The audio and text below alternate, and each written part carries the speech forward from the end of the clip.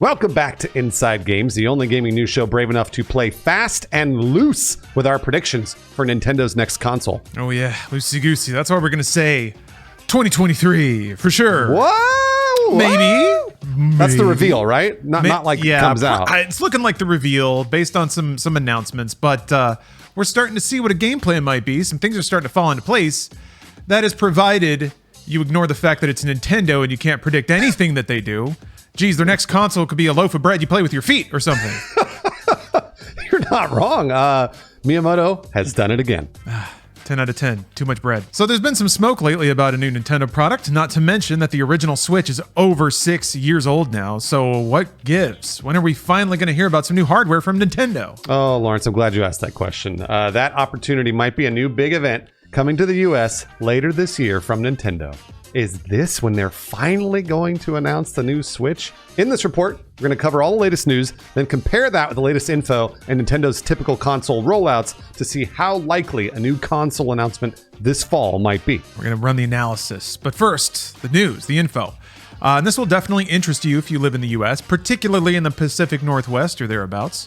Nintendo announced on Tuesday that Nintendo Live 2023 will take place in Seattle this September.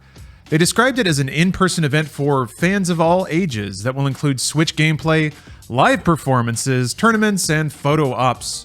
No word on that Princess Peach hand-holding booth, but we'll keep our fingers crossed and let you know. Wow, Lawrence, that would be a huge thing for you. I'm going to go with you and get pictures of you holding hands with Princess Peach. I can't wait to hold her hand and then smell my hand. It's not as creepy that way as like smelling her hand, you know? That might be, I'm going to say that might be worse.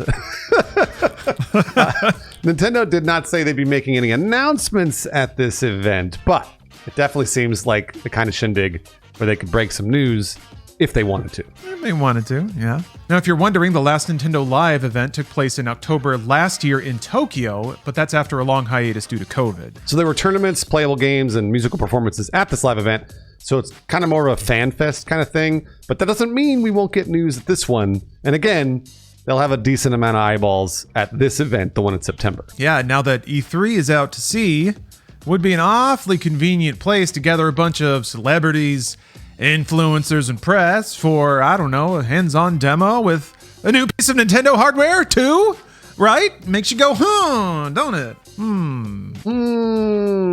It really does. It really does. But as convenient as this might seem, and as much as we want it. Yeah, right. Yeah, rumors about a Switch 2 or a Switch Pro have been floating around since at least 2019. It's been a constant series of disappointments and confusing rumors, that's for sure.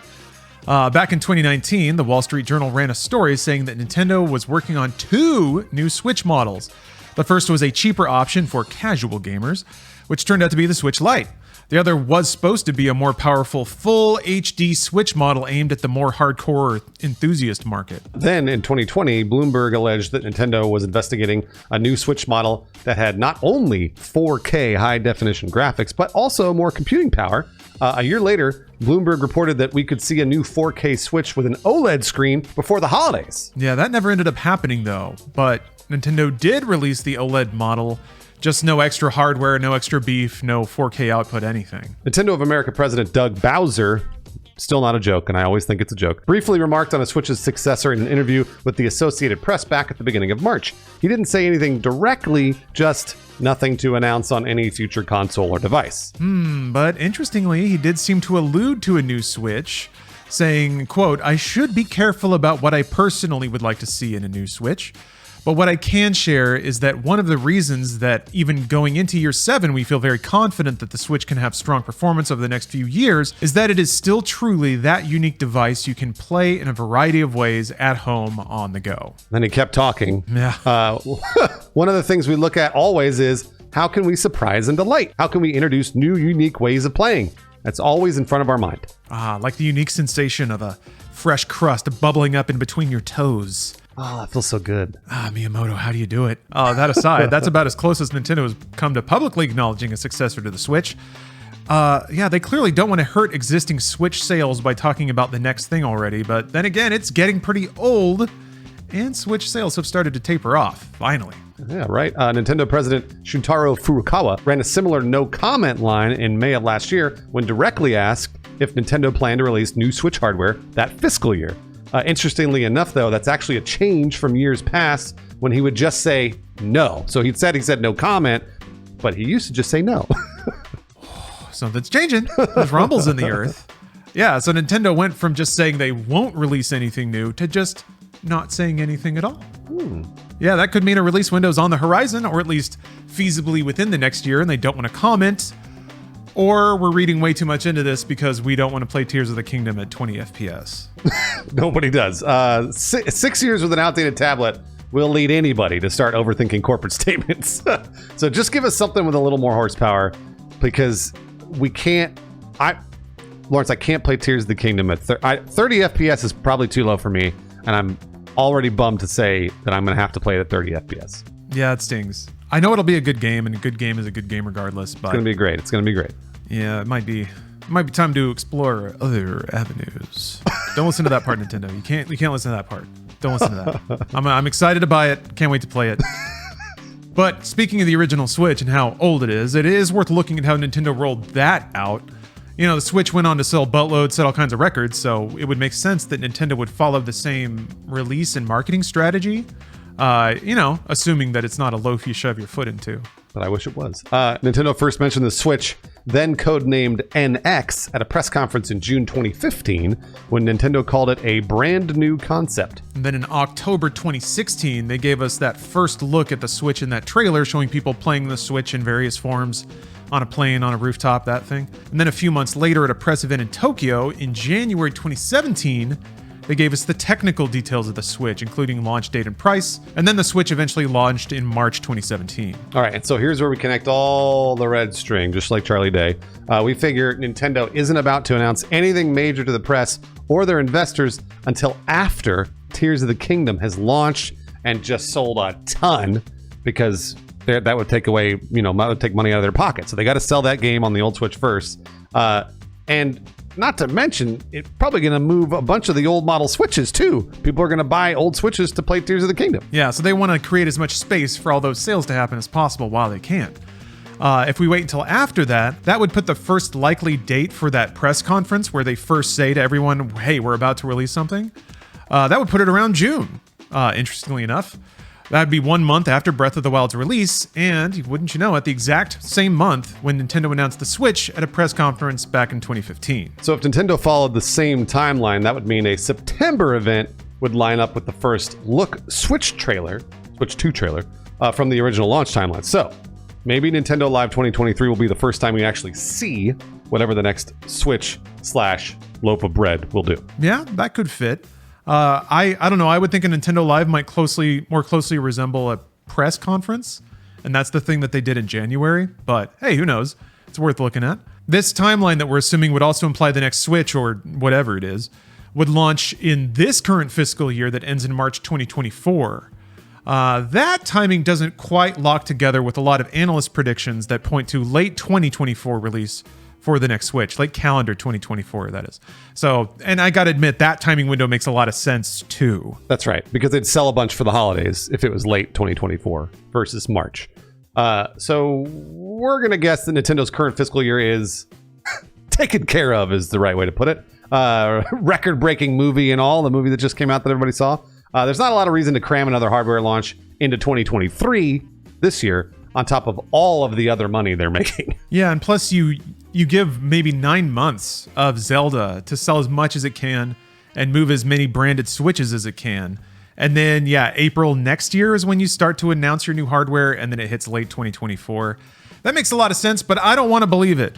I don't want to. I want Nintendo to put it out now. I want them to, which means they won't. And I hate it. I don't know, Bruce, what do you think? Do you think we're going to get a new Switch this September? Oh, no. I think we're going to see... I am kind of expecting, if they want to pop off Nintendo Live, I feel like we're going to see the new Switch for the first time, Nintendo Live in September. The announcement might come in June for like one of their directs. I know their directs are like every 3 months or something. That might be, but I don't know. I'm trying to decide if they want to drive more ticket sales for Nintendo Live or not. It just depends, right? Because I feel like if they do the announcement in June, then they drive more ticket sales for Nintendo Live once they've announced and been like, it'll be at Nintendo Live. Like, that might be huge. But like you said, it's impossible to predict what Nintendo's going to do, because they're so smart. I feel like they're playing 6D chess while we're down here playing the normal chess. Like we're always screwing up, and they're just the smartest people in the world, except for the Wii U. Yeah, you're right. It is baffling to observe Nintendo because sometimes they are very rigidly and excellently a normal, good money-making company. And it makes sense. And the things that they release are very rigidly around like fiscal years. I mean, even the Switch, their biggest product, squeaked right in at the end of a particular fiscal year. Now, that may have to do with budgeting. I don't know. Maybe they can attribute all the costs to one year, all the profits to another. I'm not a businessman. But yeah, sometimes they operate very rigidly like a business, and other times they make these wildly artistic, poetic calls that also often end up being the exact right ones too. So they find ways to play jazz when they need to, and then they march to the drum beat when they need to, and you have no idea which one you're going to get, ever. That said, logically, I agree. It makes a lot of sense to have some representation of new hardware at this event because it's a free boost you can give to your own business, basically. And if you're starting to do corporate-owned meetups and fan hype events, why wouldn't you want the prestige of having a new product be unveiled there? So yeah, I guess if we look at the original layout, it kind of makes sense to me that maybe they do a press conference in June. Like you said, they show it off at the event. I don't know if it's hands-on there yet. I'm not sure. Because they probably don't want to create too much They want a little mystery, but not enough to get in the way of people buying an old Switch this holiday. Absolutely. So they get people buzzing. They say, hey, we're going to do something in January.